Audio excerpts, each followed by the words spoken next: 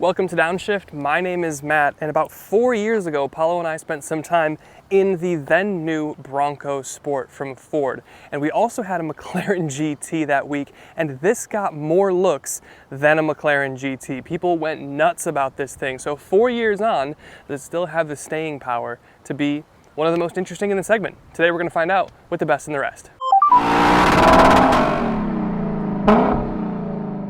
The first thing has to do with the engine or the powertrain, and it's not really what is there, it's what isn't there. It's the fact that you don't have a hybrid option. For 2025, there's a new refresh Bronco, but it still doesn't come with a hybrid option. I'm sure it will arrive in an entirely new generation of the Bronco Sport, but everything else is kind of bringing a hybrid. Think of it, CR-V, RAV4, Subaru isn't, but they're kind of one of the only ones.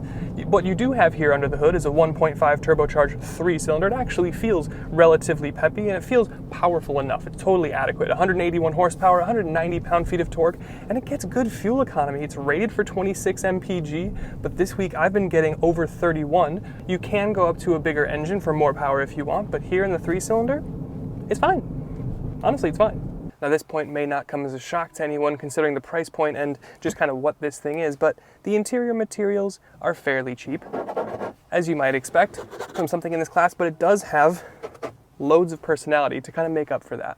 This freewheeling edition gets red accents everywhere, which to me is a little bit much, but I really do love the seats. You get this accented sunrise stitching with the red and the orange and the yellow. It is pretty basic utilitarian. They're cloth, but the seats are comfortable, and I love the sunrise gradient that you get in the back of the seats.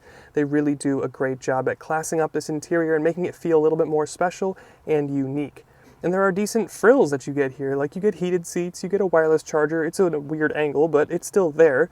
It's a little bit of a mixed bag because yes, at its core, it's an affordable economy car, but they've done, I think, a pretty good job at making it feel special with some of these accents and stuff like this little freewheeling placard down that you get in your center console. So I can probably look past some of the scratchy plastics. But something I have a harder time looking past is the styling. Not necessarily the shape or the geometry of the body, but just some of the freewheeling accents go a little overboard. Now, to be fair, this is an entirely personal point to me, but I'm not just a huge fan of the freewheeling add-ons that you get here. I think they're a little bit overdone. The freewheeling package, though, does build off the big bend. The graphics package, like I've been mentioning, is not subtle. They are made to look like the 70s paint schemes that you'd get on like an Econoline or something like that. So I think their head was in the right place, and usually with special editions you get less than you bargained for, so here they kind of overcompensate for that, let's say. But you can get it in colors other than black here. You can get it in blue or silver or red or whatever. But the grille is going to be silver no matter what, and the logo up front is going to be two-tone with the red rim. You do get the hood decal with the bucking Bronco, and you get the entire side as a decal as well, and you can feel it. It's kind of like the Badlands package that we had last time with the little stick-on fridge magnet style graphic. The wheels have red accents, which are a bit much, and the door handles are silver. Around back, they do exercise some restraint. You get the same kind of Bronco graphic out back with the white lettering with the red outline on a silver backing. Ultimately, if they had just showed a little bit of restraint, I think this would have been a very, very handsome look. And I get that they're going back to the heritage and the 70s thing, and I hate to make this comparison, but like Toyota TRD uses these same colors, but they do it in a much more restrained way that actually makes it look really cool. So I think if you take away some of this, or if you just put it on the bigger Bronco, it would probably look a little bit better. But switching gears and talking about the good things, I want to talk about something I don't usually go into detail too much about, and it's the philosophy behind the car. Now, ever since the pandemic, it seems like everyone kind of has this feeling that they want to have something that's off-road capable, or they could go and do some light van lifing, if you will. Jeep has their Trailhawks, they kind of always have. Kia has their X Pro now though, Hyundai has their XRT, Honda has Trail Sport now, Subaru developed their Wilderness, and that's fine, but all of those are off-road versions of normal cars. Ford was clever with this thing, taking advantage of the historic nameplate that suggests the off-road capability from the jump and offering it as kind of like a softcore version of an already hardcore off-roader. Like I said at the beginning of the video, we drove this thing on its debut year almost 4 years ago, and it got more looks in this. We got more looks in this Bronco Sport than we did in a McLaren GT that we had a couple weeks before. Now, almost 4 years on, does it still turn heads? Of course, not as much. They're fairly common now, but still a de facto answer to a question that a lot of people are asking themselves when they're looking for a compact family SUV. with a little bit of grunt behind it. But when it comes to the trunk, you're getting something here on the Bronco Sport that you're not getting anywhere else. And if you push the button to the left of your reversing camera, you can open the rear glass, which is pretty cool. The main part of the tailgate is not powered here, but you do get pivotable lights, which you can operate from inside the trunk, which is pretty cool. And the space is actually really good. 32.5 cubic feet with the seats up to 65 cubic feet with the seats down. It's lined in a textured protective backing and flooring, so you can put Bronco stuff back here. But it's just huge, and the seats fold from back here. You've got some grocery bag hangers and outlet, and even a little Bronco light on the side, and a secret bottle opener. It's pretty cool. And then just touching on the drive kind of as a whole, we talked about the engine. It does feel plenty peppy, or peppy enough to just kind of bop around town. Now, if you're gonna go all the way into the throttle, you know, it's a 1.5 turbo 3-cylinder. But the 8-speed automatic here is fine. It shifts fairly invisibly, which is good. And the 4x4 system, or the all-wheel drive system, gives me confidence in really whatever I'm doing. The steering, it's light, it's a little numb, but it's fine. It's easy to drive. The visibility, though, is great. The headroom in here is really kind of the thing that stands out. I do feel when I'm sitting here like I am kind of in a Bronco. I've got a long flat hood with the bulges. I've got loads and loads of headroom in here, which is really, really nice. It makes me feel relaxed and in control. The visibility in tandem with that makes me feel like I'm in control of the vehicle really, really well. The driver assist is really, really pretty good. It's relatively quiet, it's reasonably refined, and it's just solid. It just is. But then, when it comes to the rear seats, I'm actually pretty impressed here too. Now, this is a little bit smaller than some of the other competitors we've mentioned, the RAV4, the CR-V.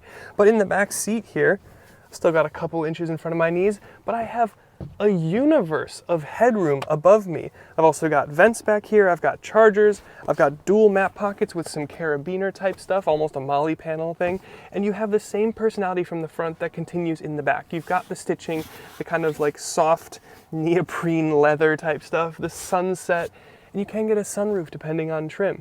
You get the red accents, which continue back here, which is a bit of a bummer, but ultimately it's a great back seat and one with a little bit of personality, so good job, Ford. And it's a Bronco, so it's tough, right? And tough stuff can tow stuff. And this one can too. 2,200 pounds of max towing capacity, depending on how you spec your Bronco, and that is the most in class. So that's pretty dang good. So if you're not gonna count like Subaru Wildernesses, which you probably should. So maybe not the most in class, but still pretty good. And when it comes to your technology suite, it's not the most comprehensive. You don't have a whole lot of frills, but you have everything that you could probably need in here. There's no head-up display here, which I'm not surprised by. There's not really a lot of head-up displays on a lot of cars in this segment. But you do have a TFT-style center gauge cluster, which is all right, gives you a lot of information, really everything that you would need. And your center screen, it's pretty simple. It's not huge, but it's big enough. You've got Apple CarPlay and Android Auto. You've got a reverse camera, and you have a pretty good driver assistance suite here too. You've got Ford's Copilot Assist Plus 360, whatever they're calling it, but it works really well. The adaptive cruise, some of the lane keeping stuff. I like it. It's pretty good, especially at this price point, so the tech is all right with me. And our last major category, of course, is price. Now, the Big Bend, which the freewheeling is based off of, starts at just under $30,000. The freewheeling, then, with the extra graphics and some of the added personality that you're getting, and that you can see here, starts at $32,400. As tested, this thing is a bit more, so almost $37,695, I think it was, so $37,700. I kind of think of this somewhere size-wise between a Crosstrek and a Forester Wilderness, and price-wise, it more or less reflects that. So for the added personality and character that you're getting here, I think it's pretty decent value. And then just a couple odds and ends before we go for a bit of a drive. Like for one, you still have the fabled GOAT modes, but we have a few less than we did in the Badlands trim. We've got a normal or Bronco mode, we've got an eco mode, sport mode, slippery mode, but we get a hardcore sand mode as well.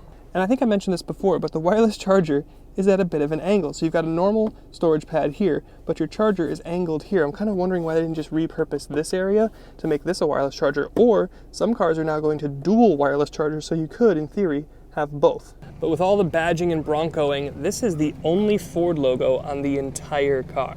Also, look how small this rear wiper is, but at least it has one. And earlier we talked about how this is the only one that lets you open the glass independently, and that's true. But it doesn't stop there. You've got a little first-gen Bronco with some surfboards hanging out the back as an Easter egg, and you've got a mountainscape here on your latch, which is kind of cool. Your grab handles have texture. These are the pivoting lights, as you can see, but you do have that hidden bottle opener right there. You've got loads of grocery bag hangers in here. 4 total. And on your co-pilot stuff, here are your buttons, which are pretty typical, but if you look closely, they're based off of the big Bronco. And like I said, the rear seats are pretty big, and you do have carabiner stuff here, a storage pocket, but you also have secret pockets in the side here. If you want to put your phone or a wallet or something, you've got little pockets everywhere. Storage is the name of the game here in your Bronco Sport. Okay, Bronco Sport is in Sport. It's the first time I've had it in Sport this week, to be honest. Foot down.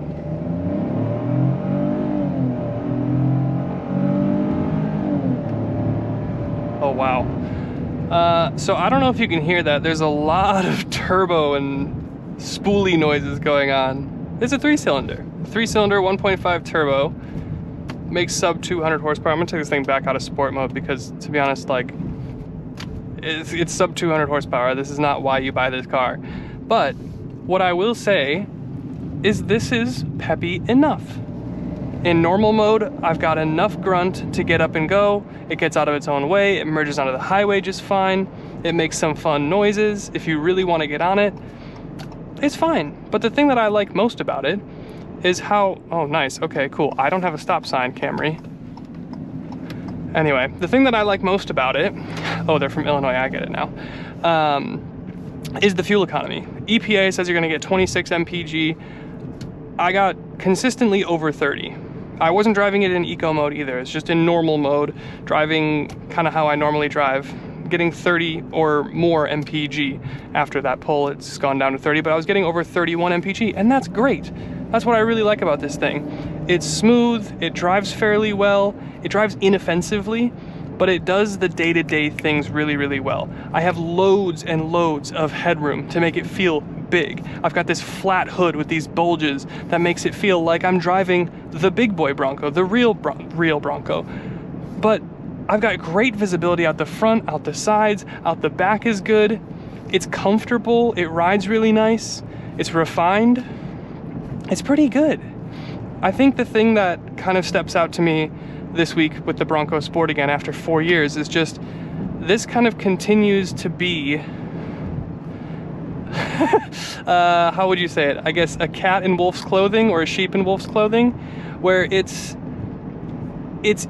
gone so well with the Bronco branding, especially when it came out like around COVID times where everyone was trying to get off-road and do that stuff. That stuff was exploding in interest, and this came out at the perfect time, and it was positioned as the perfect thing.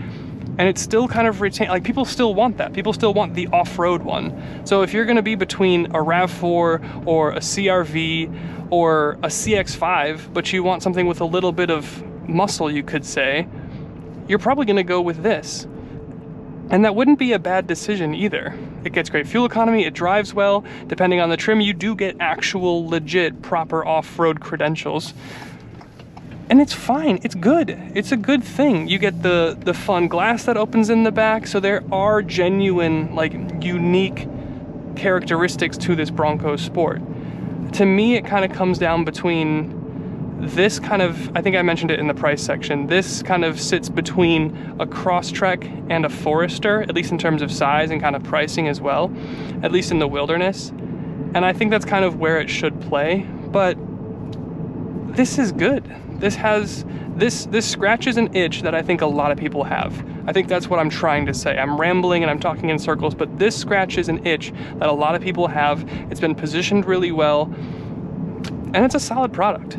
So with that, let's get into the final thoughts. So there you have it. That is the best and the rest of the Ford Bronco Sport, at least in this freewheeling edition. And in a segment where everything is in a race to be as beige and universal as possible, the off-road first personality that you get from the Bronco from Ford here, and with some of the, in my opinion, questionable, but still packing some personality, vintage 70s styling, it does position itself as one of the more characterful options in the segment. And if you care about that, and I do, maybe it's worth a look. So thank you again to Ford for letting us have a go in your Bronco Sport. Thank you to you for watching. Leave it down in the comments if you would have this over something like a Forester or a CRV or a RAV4.